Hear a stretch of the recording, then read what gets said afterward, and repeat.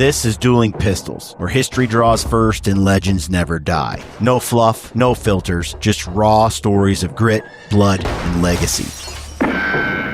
Triggered by Black Flag. After the Great Revival at Cane Ridge in Kentucky in 1801, it was reported, quote, Becca Bell is with child to one Brown. Kate Cummins also got careless and had a bastard. Patty McGuire has been whoring. Patty straight up. Okay. Patty got thrown to the bus hard. The other ones, they slipped up. Patty whore.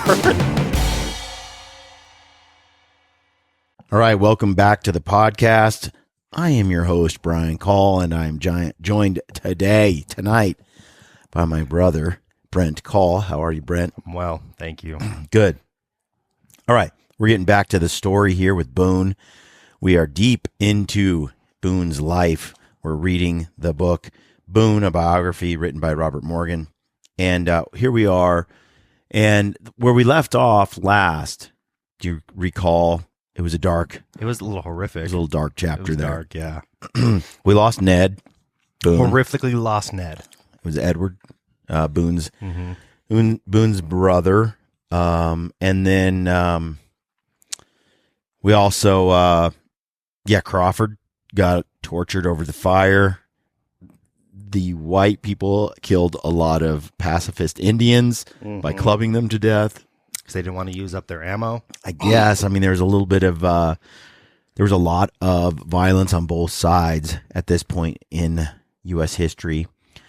We're coming closer to the end of the Revolutionary War.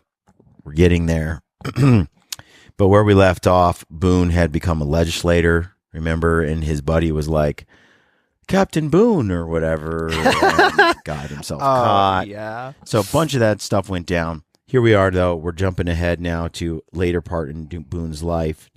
And it says, I'm going to start where I left off. The fury of the Indian attacks increased, and with experience, the raids were conducted with added cunning. In August of 1782, a small party of Indians attacked Hoy's station and captured 2 boys. It was a diversionary raid to draw the militia away, while the main force of Indians made their attack elsewhere. Captain Holder and a company followed the party with the kidnapped boys and were defeated on August 14, losing 4 men. Meanwhile, Boone was organizing a force from Fayette County. Holder's group returned and reported their losses, and Boone realized things had taken a very serious turn. So, that's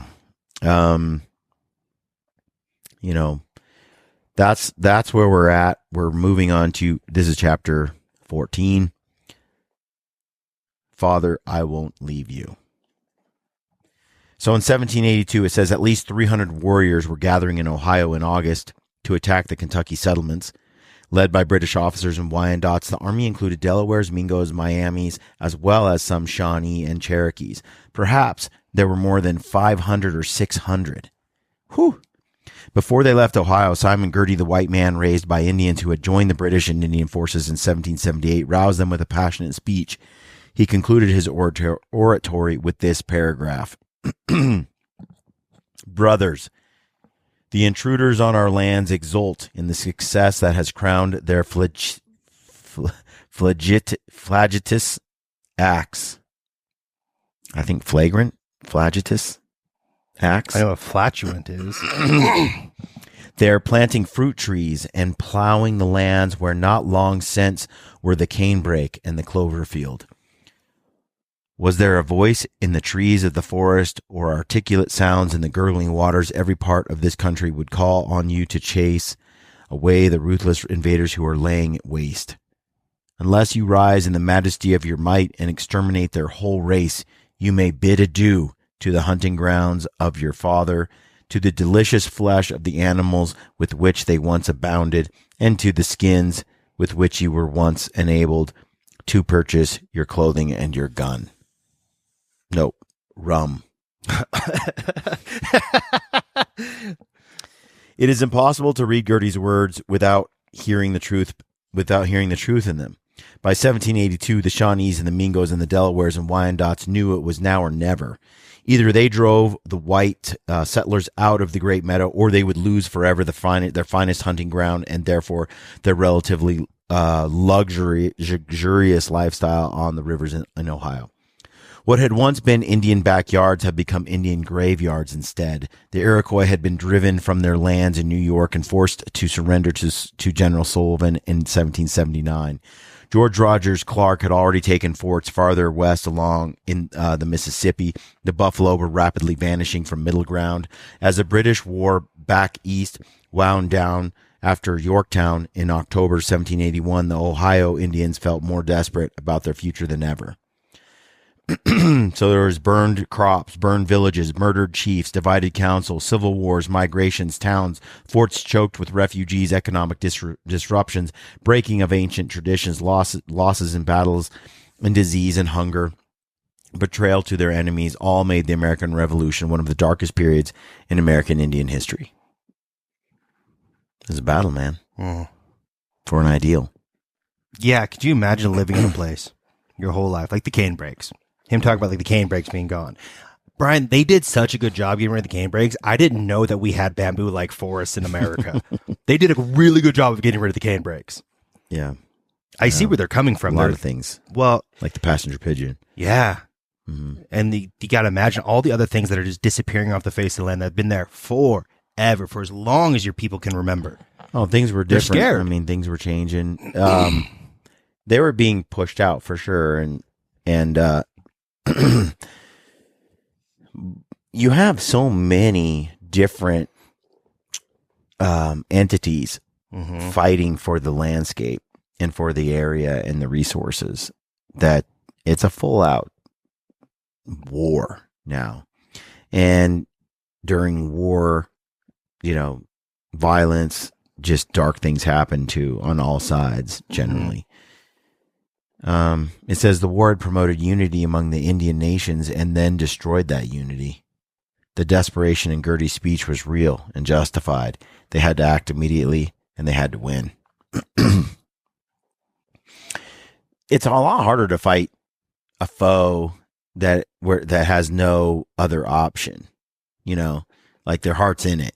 It's not like they just roll up and go, I'm here for the weekend. That's one of the reasons the British, I don't think, win. Right? They leave England to come here to fight here. People that were here lived here.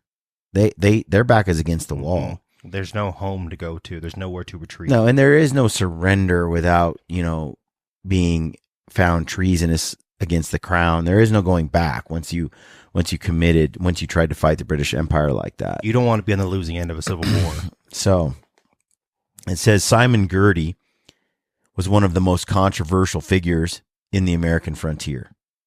Captured by Indians as a teenager in 1756, so this would be about 30 years earlier, 35 years, along with his three brothers, raised by Senecas in the western region of New York.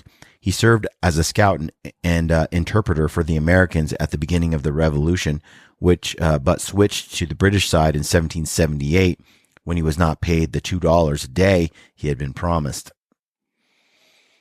Living primarily with Wyandots, he was fluent in all the Indian tongues.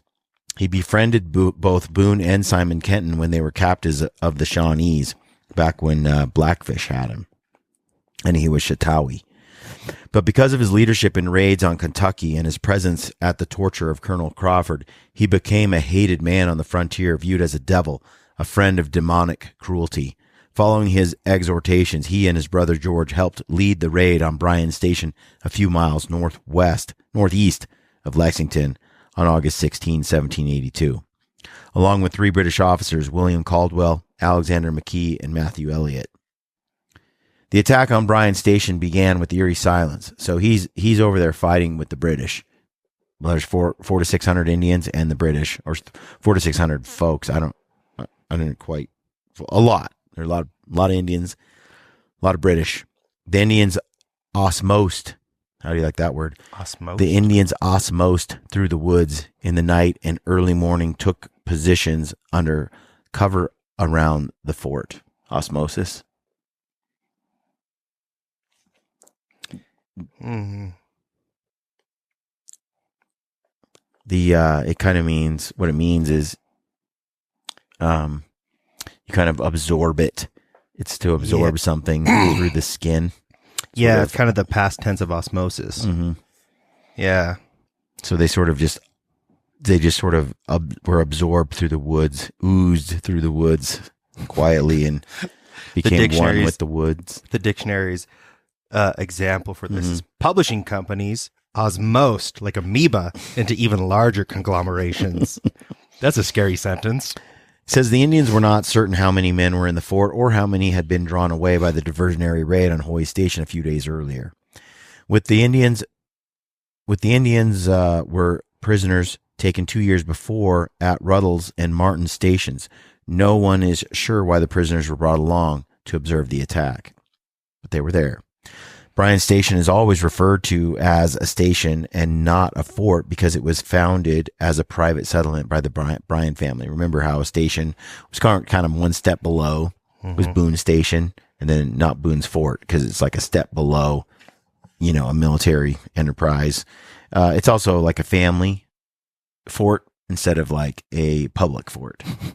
If it was Boone's my fort, family's fort this weekend. Y'all want to come? Yeah. If it was a fort, it was kind of open to anyone who needed refuge or needed the place. Gotcha. Station was kind of a local community. It had, however, grown quickly, attracting many residents. With palisade wall and fortified with blockhouses at the corners, the enclosure would fit most definitions of a fort. According to Neil O'Hammond, the fort, Bryan Station, in 1782 was said to be one of the largest in the West at 150 feet wide by 600 feet long. The 44 men inside the fort kept watch at the loopholes and shot one Indian who ventured into the opening. The settlers had not time to bring the cattle inside the stockade or to fill their water buckets at the spring. One of the springs outside the walls had been covered and could be reached by trench, but apparently the trench was unfinished or the covered spring had gone dry in the hot August weather. Most accounts describe the necessity of going outside the gate to get a supply of water. 100 acres of corn and other vegetables spread out in front of the fort. It's not good to have a fort and the water outside of it. Mm-mm. So let me get this right. There's 40 men, it says, in the fort, 40 something. And there are 400 to 600 people outside the fort. They're 10 to 1, bro. That's a bit rough. It says 2 men, Thomas Ball and Nicholas Thompson, were sent out before dawn as messengers to Lexington. Wonder if they make it. They gambled that the Indians would stay hidden and let them through rather than reveal their presence. I'm not taking that gamble. Good Lord. Sneak away like a thief in the night. They're surrounded now. Then don't go. They just rode out. It sounds like they just rode out and pretended like they didn't know all the Indians were surrounding them, hoping that the Indians wouldn't bust cover to get and give themselves away for just 2 guys. They'll get you down the road, bro. Like, you guys are not making that. Bro, it says they won that gamble. Shut up. It is possible that the whole Indian force had not arrived that early in the morning and that the Indians kept arriving and taking their positions throughout the morning. It is also possible that the full force of Indians that had crossed the Ohio never arrived at Bryan Stations, some staying near the Licking River in hopes of staging an ambush later. But no way. They got through. The settlers inside the fort were desperately in need of water, and it was decided to let the women and children and some slaves go out to the spring, as if no Indians were suspected, again pretending that they didn't know anything. Mm-hmm. Again, they gambled that the Indians would not want to give away their positions in numbers. Later accounts claimed that only white women went out to the spring, but it is likely children and slaves joined them. The survivor grandmother Tomlinson would say, It was decided to act for a while as if we did not suspect the ambuscade by the spring. I like the made-up words they have. Mm-hmm. The ambuscade by the spring. Cade? Mm-hmm. What could that possibly mean? Set up? The barricade? Ambushcade? How is it spelled? Like barricade, but it says ambushcade. Dang it. It's a made-up word. They were fond of those. They were quite fond of those back then. It was decided to act for a while as if we did not suspect the ambuscade by the spring, Brent. Yeah? You got something to add there? It's a British term meaning round or barrel. Mm-hmm.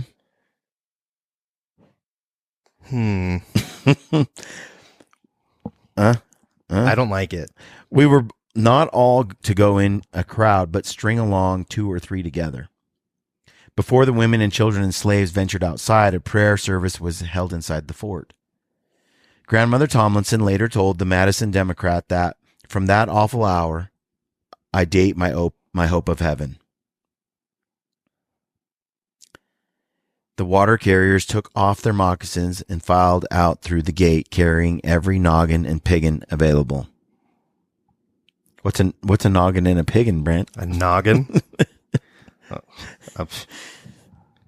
Led by Jemima Sudgett Johnson, the procession strolled to the spring. They saw moccasins in the brush and a hand holding a tomahawk, but pretended not to notice. We talked about a piggin before.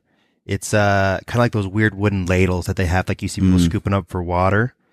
And it's just like a cup with a stick on it. Yeah, and a noggin is like a bucket with a stick coming out of it with a hole, so that you can put it on like a staff or something like that and carry them. Mm-hmm. Okay, we're educational here, folks. It's like a barbell, but for water. I was going to say for ladies. It said they were not 20 steps. So it says, led by Jemima Johnson, the procession. So this is Boone's daughter. Is it? The one that's recounting this? Maybe must not be. It sounds like some old lady. Jemima Sudgett. No. That was Tomlinson. Look up Jemima Sudgett Johnson. Because she's not married yet, right? Jemima? Yeah. Jemima Boone. This is only a couple years has gone by. Again? Oh, Suget. Maybe. I don't know. Johnson. I got that one. So they were led by this Jemima Johnson. The procession strolled to the spring. They saw moccasins in the brush and a hand holding a tomahawk, but pretended not to notice. They were not 20 steps from me, and I trembled so I could hardly stand. The white women and children and servants chatted as if unconcerned. They were covered by rifles from the fort, but were still exposed to rifle fire from the surrounding woods. Because the spring was shallow in the August drought, they had to tediously dip water with gourds to fill their vessels. That's a crappy spring, by the way. It is. It sounds like a slow and painful process. Imagine the guts it took for all these gals to get together and kids and stuff. And what a gamble, right? You're going to send your women and children and young ones out to go get the water. I'm going to pull a Clint Eastwood, dude. I'm going to have like a poncho and some metal under me. It's a different Jemima. Fun fact, she is the mother of the 9th Vice President of the United States. Oh, really? Mm-hmm. This is a different Jemima. Vice President, not actual president. Andrew Johnson? I don't know. It doesn't say who he is, just gives him a number. She doesn't get a Wikipedia page, bro. I'm on Find a Grave. Which you're not doing me very good right now, bro. Okay. It says that the Indians and the British, no one knows who vice presidents are. You've got to be. Unless their name's Kamala, dude. Then it's hard to forget, dude. That's a nerd flex. Just rattling off vice presidents. Yeah. The Indians and British watched, perhaps astonished by the boldness of the women and children and slaves, and then they were thrilled to think their presence was unsuspected. They imagined they still controlled the element of surprise, and those inside the fort must think the Indian who had been shot earlier was a lone scout. As the sun rose and birds sang in the trees, the Indians let the party return to the gate with splashing buckets and kettles. The men welcomed them at the gate and closed the big doors. There were tears of relief and hugs all around. These people are just banking on the fact that the other side is dumb. That's what they're hoping for. Dude, there's a lot of gamesmanship going on. There is. Throughout all of this stuff. This is just a bluff. Look what Boone does. He bluffed his way through everything. Everything, dude. Everything. Which you're pretty good at. You're a king about, just pretending crap and just walking in places. I mean, the trick, Brian. Yeah. No shame. The trick is no shameless. You have to be shameless and yeah. just. I have too much of a conscience, I think. Like there's although I did that with masks. Masks? Yeah, during the whole scamdemic. I just basically didn't wear one. Me neither. And I just mugged everywhere I went. If I went into a store, I just walked around and no one told me to put it on. The only places that I would The only time I had to put it on was when I was actually boarding a plane. Yeah. But throughout the airport, nope. Nobody ever told me to put on a mask. And I wouldn't tell me to put on a mask either. Like people don't voluntarily talk to me. What bothered me when I was at the airport, though, is hundreds and hundreds of people are there, thousands of people. And I walked through there and I maybe saw one or two other people that also were like me that didn't wear a mask. Yeah. They just complied. Everyone just went, okay. Scary. And I guarantee you, most of the people there did not agree with this mandate. Knew that it was theatrical farce. And if you can smell a fart through that, you're in contact with the virus. It ain't protecting you. The problem with that kind of mentality is how you end up with Hitler and atrocities just being glossed over. It's weird. I don't understand, the compliance thing. It's not in me. I want to do what makes sense. I'm not so. You get that that's why from your mother. Look, that's why I'm like self-employed. I'm not employable anymore, and even I'm not. I came to that same realization like 6 months ago. Yeah, I'm not employable anymore. I'll make my own money on my own, independent, and sponsors and partners of things that I'm part of. You do it on my terms. We don't do it on your terms. And I don't have a lot of these big, huge partners because they want to treat you like an employee, dude. They want everything. They want to treat you like an employee. Do this, do this, do that. And I'm like, no. How about we just do a situation where if I promote your product and people use a code, then I get paid, and if I don't, I don't. And you just leave me the hell alone. That's how I'm employable. That's the employability that I possess. Other than that, I'm like, I'm just too much into that. I'm freedom oriented. I care about freedom above all else. A lion can't be caged, Brent. Like I just don't like the whole, I don't care what you believe necessarily, as long as you don't impede my freedom, and vice versa. As long as you're not causing problem. I'm very liberty oriented. Live how you want to live. That's you, but don't impose it on me. If you want to wear a mask during this thing, fine, but don't make me wear a mask. You want to get this, you want to do the jab, you get the jab. And the number of people who gloated when I got sick, by the way, was pretty pathetic. Yeah. But looking back, you realize, there's a lot of hindsight going on right now, and a lot of people now going, "Oh, I guess Brian was right." Weird. Of course I was.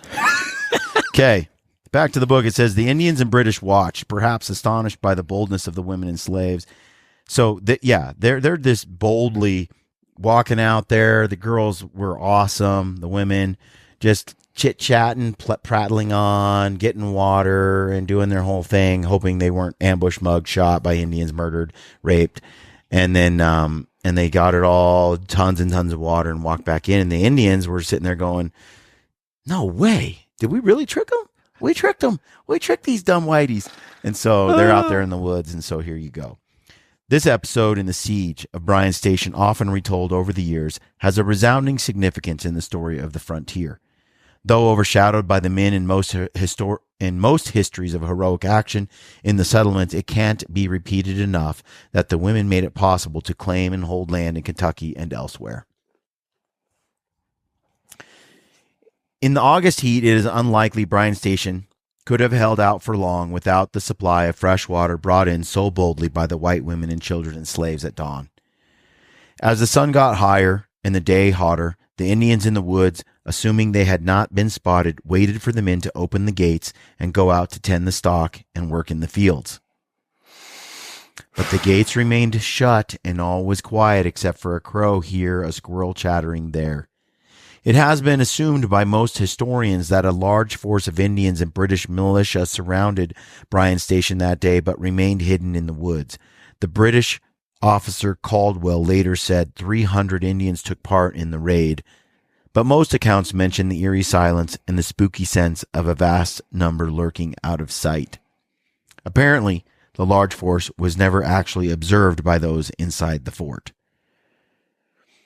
Both sides knew it was almost impossible to take a 12-foot-high stockade without artillery. Girty and Caldwell had no artillery, but those inside the fort had no way of knowing that. Girty sent a band out into the open on the far side of the fort beyond the spring as a bait to draw men out of the fort. Deciding to play along with the game, 13 men went out the cabin's back doors and fired at the Indians, making as much noise as possible, hoping to give the impression of a larger force leaving the fort, then ran back inside the stockade. Remember, they don't have cameras and radios and all that kind of stuff.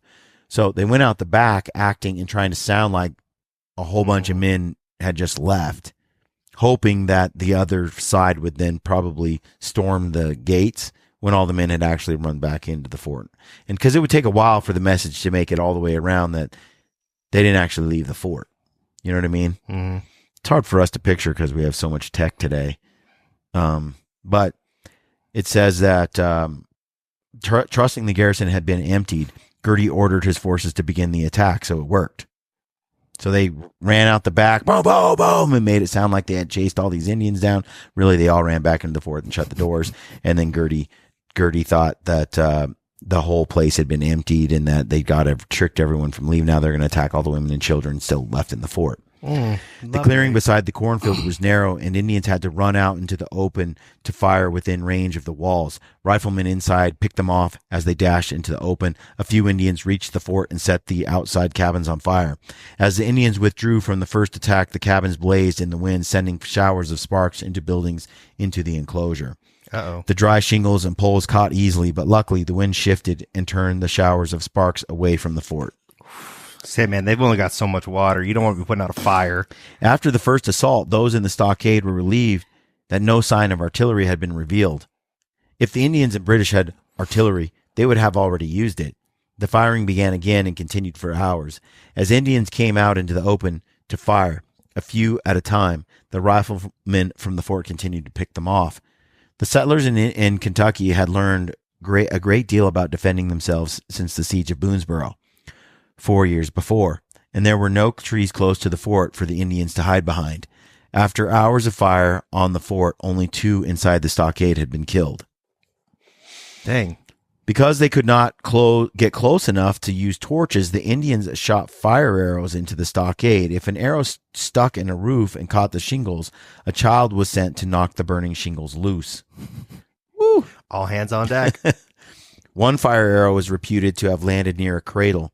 A lighted arrow from an Indian bow fell upon a sugar trough cradle in which the infant Richard M. Johnson was lying. His little sister Betsy promptly extinguished the flame. Johnson would later become a hero of the Battle of the Thames and Vice President of the United States. There you go. Richard Johnson, Vice President. Never knew him. He's got 2 names for wieners. Wow. Yeah. I guess so. That's what came to mind. Richard Johnson. Well, I suppose. Meanwhile, the 2 messengers, don't name your kid that. No. All right. Meanwhile, the two messengers who had ridden out before daybreak had reached Lexington and found the main force of the militia had gone after the band of Indians who had attacked Hoy's station, and the messengers rode on to Boone's station where Captain William Ellis and a company of men had gathered. Boone was apparently away recruiting more men. At 2:00 that afternoon, the relief force reached Bryan's station. The Indians had faded back into the cover of the woods. All looked peaceful when the militia arrived. It was decided that the horsemen would ride as fast as they could to the fort's gate, and Levi Todd's 30 men on foot would ease through the cornfield undercover until they were near the stockade's walls. Captain Ellis was a pious man, a frontier preacher, and whether it was prayer or sheer bravado that saved them, he and his men charged through a hail of Indian fire to the gate of the fort, which swung open for them. The considerable dust cloud kicked up by the horses' feet is also credited with protecting them, and the force of Indians firing at them may have been smaller than was assumed at the time. Go horses. They just like, let's roll. Let's just go. Levi Todd and his men on foot had come through the wide cornfield almost to the fort, but when they heard the cries of Ellis galloping troops and firing, they turned back into the corn only to confront a line of angry Indians. Had they continued as planned to the stockade, they might have run through the gate with the horsemen, but having turned back, they had to fight their way through the Indians. Luckily, the Indians had already fired their weapons at the dashing horsemen, and as they struggled to reload, the militiamen aimed their rifles at them and retreated into the leafy rows. Those watching from the fort waited for the riflemen to advance again, but Todd and his militia withdrew into the forest and returned to Lexington, having lost 2 men. A little bit of a strategic error there, having not committed all the way to the fort, but conceding. I'm not going to hang outside the fort for 1 second longer than I absolutely have to. Mm-hmm. Conceding that the fort could not be taken now that its defense had been increased, Girty came forward and stood on a stump near the wall to offer a proposal. With an air of friendliness and courtesy, reminding those inside that he knew many personally, he offered protection and safety if they surrendered. He told them all artillery was on the way and the fort would be blown down. Among the settlers at Bryan's station was a young man named Aaron Reynolds. Like John Holder of Boonesboro, he was notorious for his profanity. With Girty threatening on his stump outside the wall, Reynolds' talents as a swearer were called upon. He climbed up inside. It's funny how they have official swears. Yeah, I was going to say there's a dedicated swear. I was going to say, like, Girty, counteroffer. My foot, your ass. Let's go. Reminds me of like the Scottish fighting the English, and they really enjoy the insults before the fight. Like that's part of the fight. Yeah. Thing. So it says he offered protection and safety if he surrendered. So then, that's what he was doing. So it says professional cursor. Yeah, the professional cursor Reynolds. He climbed up inside a chimney near the wall, and with only his head exposed above the rim, answered Girty. Victorian scholars who passed on the anecdote only give us a laundered paraphrase. Standing on stacked barrels inside the fireplace, Reynolds began by shouting to Girty that he, Reynolds, had 2 low-down dogs named Simon and Girty. Girty answered that this was too serious an occasion for malicious joking. Reynolds claimed that the Kentucky militia was on its way to Bryan's station.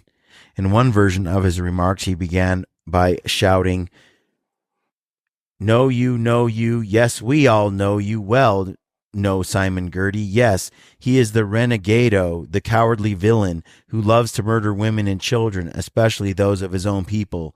No, Simon Girty, yes, his father must have been a panther and his mother a wolf. I have a worthless dog that kills lambs. Instead of shooting him, I have named him Simon Girty. Those are dirty. Also, I want the unlaundered version. Oh my gosh. You know how there's no doubting that there can be eloquence within cursing. You know what I mean? You're just disappointed in the Victorian era. 100%. But Reynolds was just warming up, Brent. Here it comes. If you and your gang of murderers stay here another day, we will have your scalps drying in the sun on the roofs of these cabins. Now, that was... There you go. Okay. There you go. Reynolds yelled and swung into higher gear and said they had plenty of ammunition to beat such a son of a bitch as Gertie, and all they needed was hickories to whip the yellow hides of his Indian allies. It was said that Gertie took great offense at the levity and want of politeness of his adversary. So he wanted some formal, take me seriously discussion. And the Americans came out. And they were like, la, la, la, you smell like a pig, la, la, la, and just mocked him. Interesting. Look, man, they're not, if there's no surrender. Not really. Not. It sounds like Gertie has an ego. Yeah, for sure. And it says Captain John Craig, commander of the station, then shouted from the wall that the fort would never surrender. Gertie threatened that that the next day would prove otherwise. Aaron Reynolds turned his dog loose to attack Gertie, and Gertie retreated. He never liked that dog anyway. There was sporadic firing from both sides during the night, but the following morning the Indians were found to be gone. The woods and broken cornfields were silent. Hundreds of hogs and cattle had been killed. Outbuildings burned, including a tanning shed and a rope walk, and cornfields were laid waste. But Gertie and Caldwell and the other British and Indians were gone. Okay, I don't want to be the one that has to fact check if they're actually gone. Yeah. You know how scary that would be to have to be the ones to go out there and make sure the Indians are actually gone? You kind of want to do that, though. It's kind of you want someone to do it. I'm saying not me. In response to the raid on Bryan Station, men from Lexington, Harrodsburg, Boonesboro, and Boone Station assembled at Boone Station and headed north in pursuit of the retreating Indians. So as soon as those Indians left, it looks like they all got together and were like, let's run these sons of bitches down. Boone had been appointed lieutenant colonel of the new Fayette County militia, and he commanded 44 men from his district. Colonel John Todd of Lexington was the nominal commander of the 182 men who set out on August 17, 1782. Lieutenant Colonel Stephen Trigg of Lincoln County, blah, blah, there's a lot of names here. All these guys were leading. As was often the case with frontier militias, there seemed almost as many officers as private soldiers. Not good. And none of them had much authority over the hastily mustered and untrained ranks. The actual numbers were 25 officers and 157 enlisted men. While John Todd was an experienced soldier, Trigg had never fought Indians before. This lack of authority, experience, and recognized chain of command could prove disastrous when decisions had to be made quickly and carried out decisively. The little army arrived at Bryan Station to find the Indians had gone. In conference with the other officers, Major McGarry suggested they wait for a larger militia force, commanded by Colonel Ben Logan, to arrive. Logan was gathering upward of 500 men, and with a force that size, a decisive victory could be achieved over Gertie and the British and their Indian allies. Colonel Todd accused McGarry of timidity and said that if they did not follow now, the Indians would reach the Ohio River and cross, and it would be too late to attack them. Todd's argument was persuasive, and the officers agreed to leave in the morning. It is possible that Boone preferred not to wait for Logan, but to serve under Todd, since Logan had been one of the accusers at the court-martial 4 years before. Oh, dang. McGarry, known for his bad temper, brooded on Todd's suggestion that he was timid. See, this is where ego is your enemy, man. Like, don't be goaded into this stuff. I think shame is a useful and well-meaning. There's a difference, though. Like, when you're shamed and when you rightly deserve it, okay? When you know you're being a coward and you're being accused of being a coward, you feel shame because the motive in you is of cowardice and you're being called out for it. You feel it. But when you're not being cowardice, you're just being smart. You have no problem going after them. You're just trying to lead, and then you're accused of being a coward. There's no shame in that. You don't feel shame. You feel indignant. Yes. You feel insulted. That is your ego talking. Okay? You should damn well feel shame if there's shame to be felt. That to me is like, it's when you're in the wrong and you know it and you've been called out. That's shame. But when you're not in the wrong and someone calls you out and you take offense, now your judgment is clouded. And now you respond in a way out of ego to prove a point instead of out of your own volition, your own intelligence, your own wisdom, your own judgment. So whenever something happens to me where my knee-jerk reaction is defensive or I feel insulted, that's the time to take inventory. That's your roll call moment to say, am I going to let my ego direct my path today, or am I going to stay in charge? If I'm called out for something and I rightly deserve to be called out for it because I did something shameful and I feel shame about it, then my reaction in that isn't in being indignant. It's of shame. It's very easy to simply own those mistakes. Just simply say, I used to fight like my wife would call me out because I deserved it, because I did something shameful. Mm-hmm.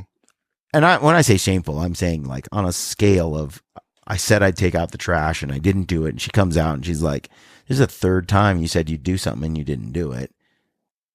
You know, I did my part today. How many times are you going to tell me you're going to do something and not do it? Right. And I could make up all the excuses in the world, but what I'm feeling in that moment is a bit of shame because she's right. Mm-hmm. So then I say, you're right. I'm sorry. I'll do better. And then I strive to do better. Right. If she had thrown the shame my way though, and I had taken out the trash and there was just more trash that was new, then there'd be a little bit of, resentment, a little bit of ego, a little bit of, you could take offense if you wanted to, and then you could nurture and harbor that offense. You could stroke it like a little baby, and you really grow that offense up, and you could really harbor feelings and all this kind. Or you could say, she probably didn't know. She doesn't really know what I think in my heart or what I did that day. Let me explain it to her and then move on. But here we have this problem where someone who is a leader of men who got accused, it was Colonel Todd accused McGarry of being timid.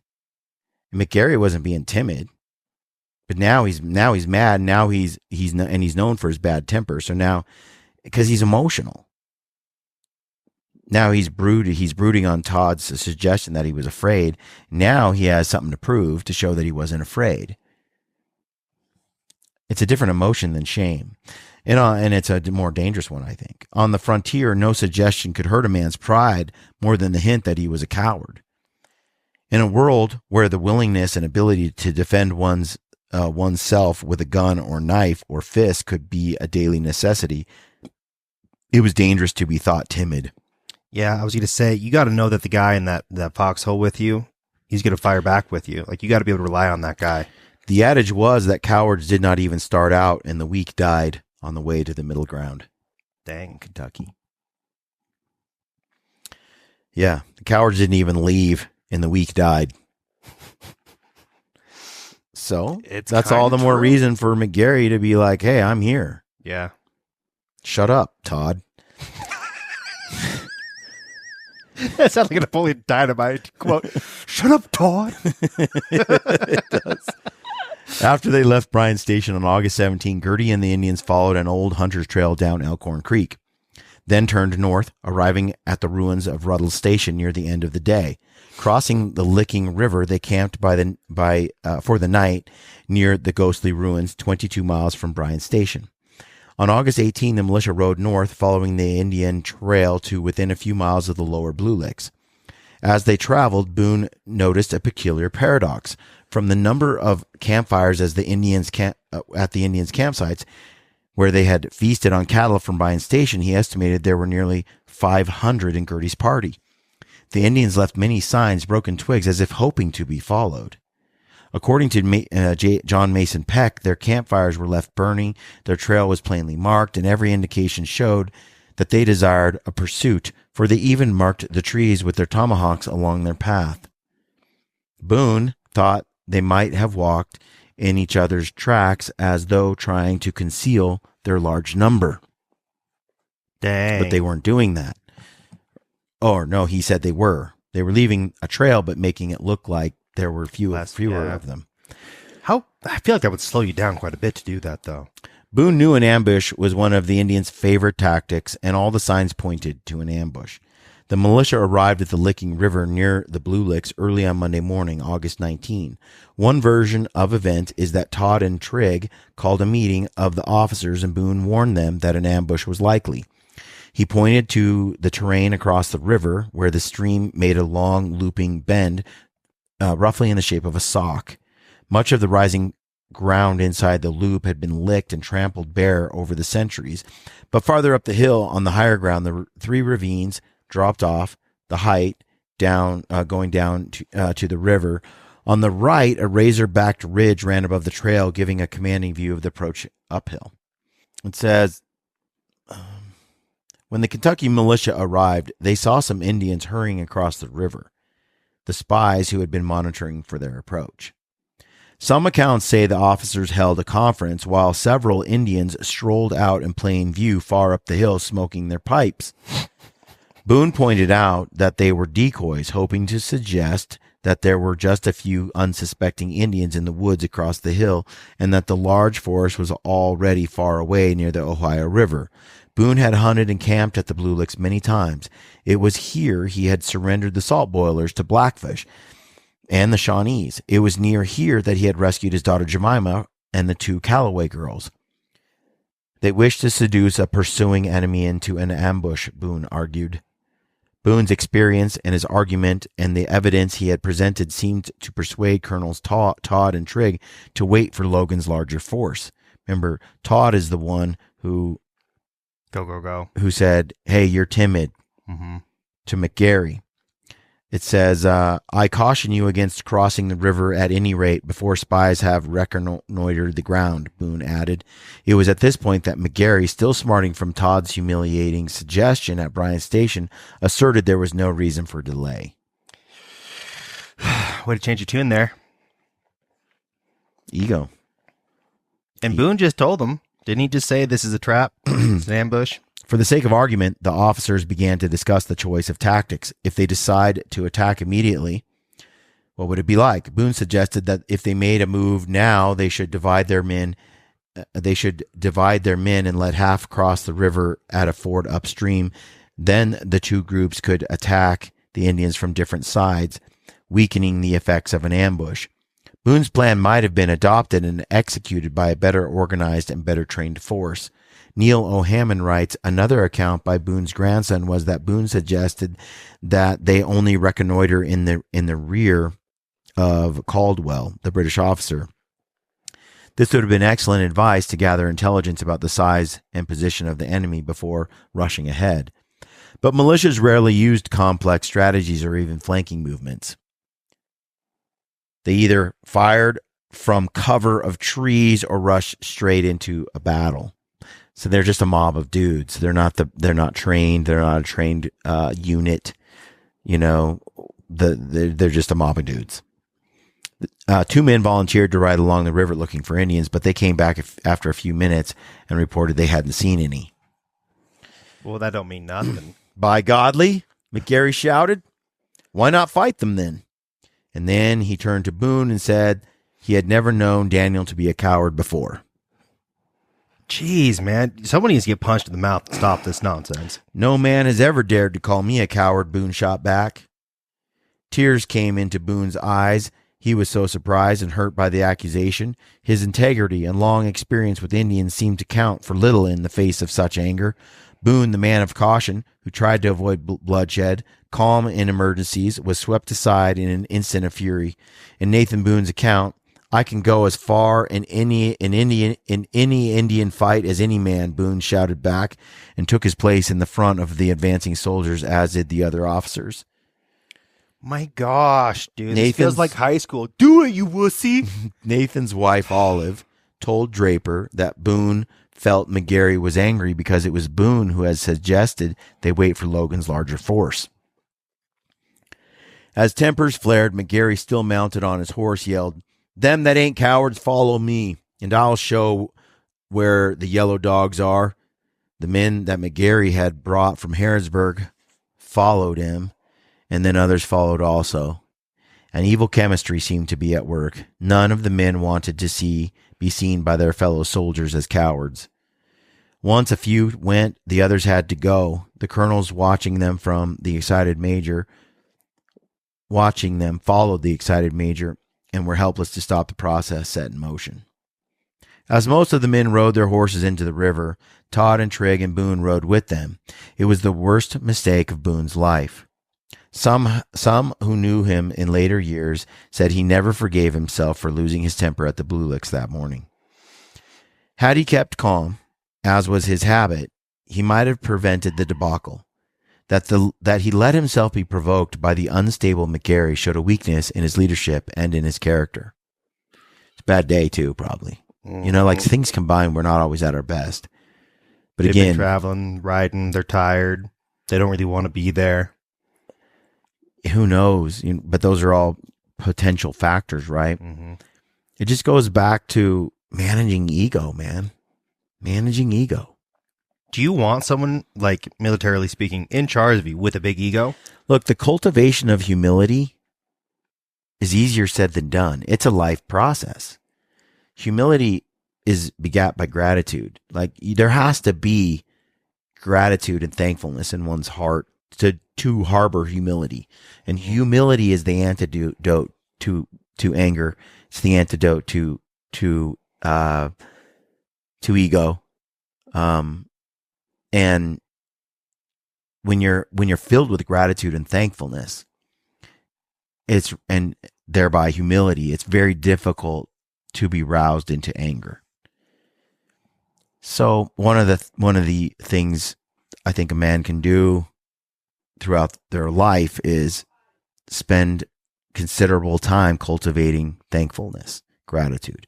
And when a man can do that and he's adept at it, when you get accused of something, hated for something, accused of things you didn't do, when someone attacks you or mocks you or makes fun of you, when you take that energy and you turn it into thankfulness for where you're at, how far you've come, what you've accomplished, the blessings you've had as a young man into adulthood, the struggle, even the struggles, the obstacles in your way that you overcame, those were blessings too.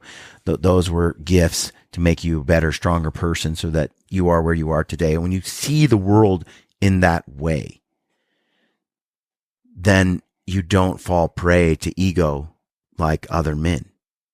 You don't fall prey to pride like other men.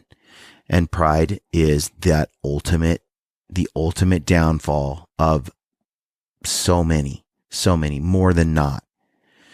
And you see it everywhere we look today. Identity, narcissism, it's just pride in a mask. It's self-centeredness, focused on oneself, looking for areas where you were victimized. It's the taking offense where none was intended, putting yourself as a victim in every circumstance, looking through the lens of victimhood at your circumstance, taking no accountability for who and where you are today as a person because you've conveniently offloaded that to everything but yourself. So this is a, Boone typically didn't do this. Boone typically didn't let these things happen. And at such a crucial time to allow it to happen, McGarry there must have been a devil in the midst. There had to have been, man, because like it's out of character. He's pretty slow and methodical for the most part. Yeah. Other historians have argued that the conference of officers by the river never did occur. It was never mentioned in available records by any officers who were there, but was first described by Humphrey Marshall in his 1824 History of Kentucky. According to Neil O'Hammond, the small Kentucky army may have paused only to cross the river single file at a narrow ford. Colonel Todd's first mistake was to place his men in a position where retreat would be so difficult. His second was to advance his men across a wide open space toward an enemy concealed by trees and brush on a higher ground. I mean, think about it. You have a deep, deep river with one shallow spot for everybody to cross. And then the Indians are on the other side. And you have no retreat except that little tiny funnel on which you crossed with the horses on that narrow ford. Otherwise, you're swimming. It is deep, and you're getting swept down river into rapids or who knows what else might be there. And you probably have a full kit and some gear on you, but you're to sink. Once you go through that, it's like picture going through a little cave tunnel and then coming out the other side. Everyone has to go through this little tunnel, little cave, the whole army, and then come out the other side. And then on the other side is an army waiting to smash you against the rocks. And then everybody tries to come back through the tiny tunnel.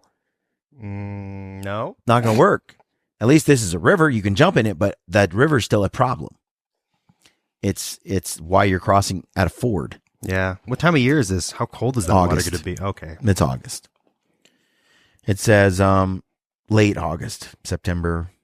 It says, and so the Indians are above them on higher ground, looking down, hidden in trees, while they're crossing the river onto a wide open field and a bank. You know, and once they get it fully across, they have the low ground, no cover. You know, all accounts agree that once across the river, the militia was divided into 3 companies. Trigg led to the right, Harlan and McGarry commanded the Lincoln County men in the middle, and Boone led his men from Fayette County on the left.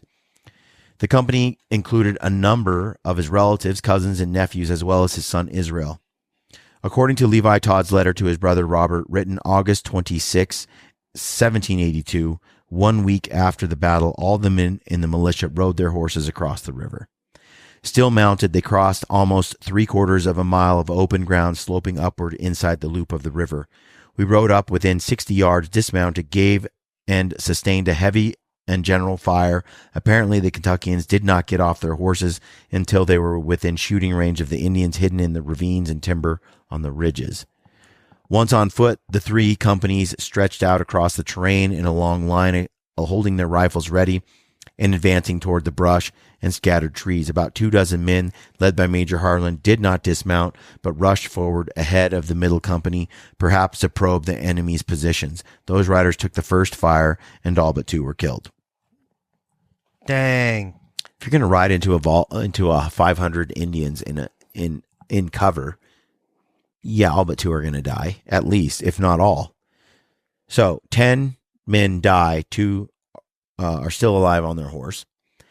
It is a peculiar fact that that in most battles, each participant remembers events in a different way. The reason is that in the heat of action, each sees his part of the field and never has the leisure to survey the whole. Frightened, excited, disoriented, a soldier may have a particular impression that is often a distortion.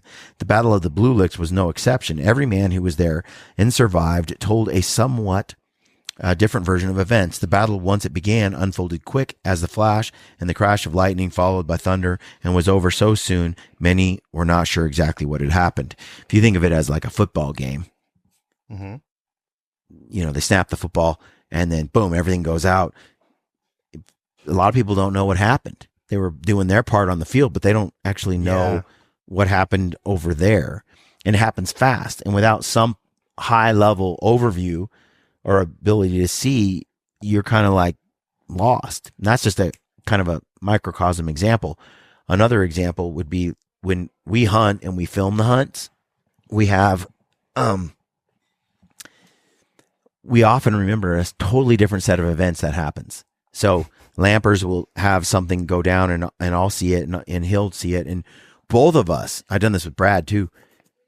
And you step back and you go, wait a minute, I'm blown away because what's happening here? We both had a totally different idea of how that elk came in and when the shot went off and how it unfolded. We're both wrong. We play back the video and we're like, oh, some bear hunts have done that to us too. Mm-hmm. We didn't even know we got charged by a bear that was standing 30 yards from us until I got home and looked at the camera and I was holding it to the side while I was filming Ryan over here. And a big old bear that we were after had come up and stood there and checked us out within 30 yards. And we had no idea until I got home. That's so scary. That was disturbing. Well, we pulled our earplugs out and we're like, man, bear got away. And we hear a snap and the bear's standing right there and we shot it. We didn't know that a minute earlier, a different bear was standing there and got too close, smelled us, and ran off. And so the second bear is the one that got shot just simply because we had our earplugs out because we, the suppressor and everything was loud. So anyway, things unfold fast and you never know sometimes what's going on in the heat of the moment. The Battle of the Blue Licks was no exception. Every man who was there and survived told a somewhat different version of events. The battle, once it began, unfolded quick as the flash. The battle, once it began, unfolded quick as the flash and crash of lightning, followed by thunder, and was over so soon, many were not sure exactly what had happened. But it doesn't end well. Gonna have to leave you hanging. Brent, gonna have to leave you hanging. We are out of time. So we're coming upon our last episode of this series, though. I have a little bit more that I want to share from the book. Like I said, if you're interested in the whole story, I highly recommend getting the book, audiobook, or the written version, Boone, a biography written by Robert Morgan. There's lots of sections we have skipped over, and I'm going to wrap this. I think our next episode will be our last episode of the series. And I hope you guys have enjoyed it so far. I highly recommend you support the author, Robert Morgan. Incredible book. And go check out the other books that he has written. We're going to resume the rest of the story and then kind of give you a summary of Boone's life legacy in the next episode. And then we're going to move on to the next chapter of the podcast, the next book. I'm excited. It's going to be cool. So it's a good book too. Anyway, that's where we're at. Thank you for supporting the show. Thank you for tuning in. Like and subscribe to the channel. As always, leave us a comment in the comments section. We always try to respond there and engage with the audience there. And we appreciate you. Thanks for tuning in, and we'll catch you on the next one. Hello, friends. I hope you're enjoying our new Dueling Pistols podcast. Remember, it's only here temporarily on the Gritty channel. Short time. If you want to subscribe to the main show, head on over to our YouTube channel, Dueling Pistols, and subscribe over there. And anywhere that you get your podcast, you can subscribe there. Thanks for supporting us. Yeah, we're on all platforms. Yeah, we're out there. Find it over there. And tell a friend. Yeah. Tell a friend about our new show. Tell all your friends. Help us grow it bigger. We're just going to turn this to an ASMR. All right. Thanks, guys. Catch you on the next episode.